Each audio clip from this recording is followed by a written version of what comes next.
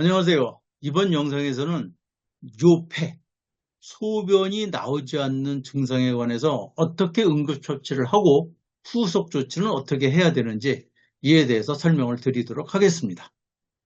자, 내용을 보시면은요, 공포, 긴장 등으로 배뇨, 제요, 요도, 괄약근이 강직된 것이 원인이다. 이렇게 되어 있습니다. 요폐는 대부분 괄약근 문제죠. 엄청난 스트레스를 받고 그 스트레스에 의해서 괄약근의 혈액순환이 안 되고 그러면서 감기된 겁니다. 쉽게 얘기하면은 우리가 근육에 쥐가 난 것과 유사한 증상이다 이렇게 보시면 되겠습니다. 환자가 요폐로 내원할 때는 상당히 괴로운 상황입니다. 그리고 1분 1초를 다투는 매우 위급한 상황이라고도 볼 수 있습니다. 자, 거기 진단을 보시면은 방광기울, 방광에 기가 울체되었다 이렇게 제가 써놨는데요. 이에 대해서는 제가 설명을 안 드려도 여러분이 충분히 이해하시리라 보고요. 자, 그 다음 처치를 보겠습니다. 처치.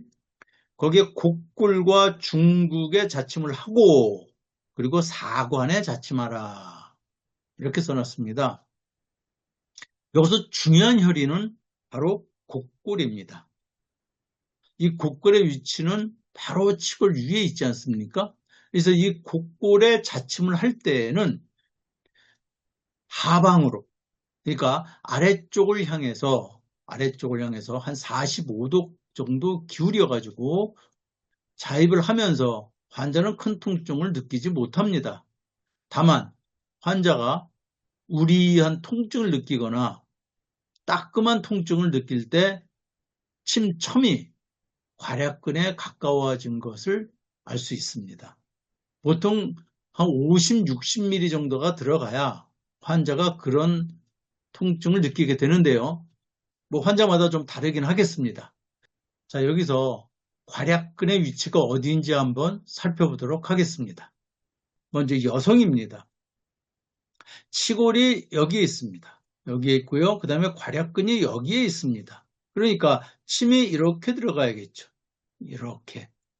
자, 복부를 살짝 눌러서 침을 넣게 되면은 이 부분까지 도달하는 것이 보통 40에서 60mm 정도 이렇게 보시면 되고요. 자, 이건 남성입니다. 자, 여기 남성인 경우에는 괄약근이 여기에 있습니다. 이것이 치골이고요. 그러니까 살짝 누른 상태에서 자입을 하게 되면은 여기까지 들어와야 되겠죠. 역시 마찬가지로 한 50에서 60mm 정도 자입을 해야만 괄약근에 가까이 침첨이 도달할 수 있겠습니다. 그렇게 자입을 한 후에 중국에 자입을 하게 되겠죠.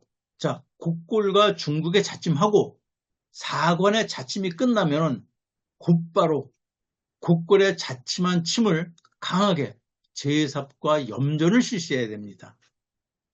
굉장히 중요합니다. 곡골이 제일 중요한 혈입니다. 여기서는. 자, 그런데 이렇게 침을 놓으면서 보조하시는 분한테 소변을 받을 준비를 해달라고 하셔야 됩니다. 왜냐? 곡골에 강하게 제삽과 염전을 하게 되면은요, 빠르면은 즉시, 때에 따라서는 몇 분 이내에 소변이 나올 수가 있습니다. 그래서 소변 받을 준비를 안 하시면은 낭패를 당할 수가 있습니다. 자, 여기서 각각의 역할을 살펴보면요, 곡골은 직접적으로 요도 괄약근을 이완시키는 역할을 하고요. 중국은 방광을 이완시키는 역할을 합니다. 중국은 강하게 사법을 안 하셔도 괜찮고요. 곡골만은 강한 사법을 쓰셔야 됩니다. 그리고 사관은 여기서 어떤 역할을 하냐면은 사관에 자침한 것은요. 온몸의 기를 순환시켜주기 때문에 환자의 마음을 진정시키고요. 그 다음에 곡골과 중국의 자침 효과를 조금 더 촉진시켜주는 역할을 하게 되는 거죠. 왜냐하면 전신에 기를 돌려주기 때문에 그런 것이죠. 자, 그리고 그 뒤에 보시면은 제가 감초 3g을 물 없이 입안에서 녹여 복용한다 이렇게 해놨습니다. 물론 곡골과 중국 그리고 사관에 자침한 것으로도 요폐가 신속하게 해결될 수는 있지만 감초를 복용하게 되면은 환자의 심리적인 상태가 릴렉스가 되면서 온몸의 기를 촉진시켜 주니까 곡골 중국 사관의 자침한 이 자침 효과를 또 역시 촉진시켜 줍니다. 그런데 물 없이 복용해야만 합니다. 당연하죠. 지금 소변이 나오지 않는데 물을 더 먹으라고 하는 것은 좀 문제가 있죠. 환자에 따라서 3g이 아니고 뭐 한 5g까지도 큰 무리가 없습니다. 그래서 환자의 신체적 조건에 따라서 그람 수는 좀 더 가감을 하셔도 괜찮다 이렇게 보시면 되고요. 만일에 어린이 환자다 그러시면은 3g 정도도 큰 무리가 없습니다. 자, 그 다음에 밑에 보시면은요. 하복부 핫팩을 해줘라. 이렇게 제가 써놨는데 만일 하복부, 곡골과 중국에 자침을 했으면은 하복부 핫팩은 어렵겠죠. 다만 적외선 등 인프라레드는 가능할 수 있겠습니다.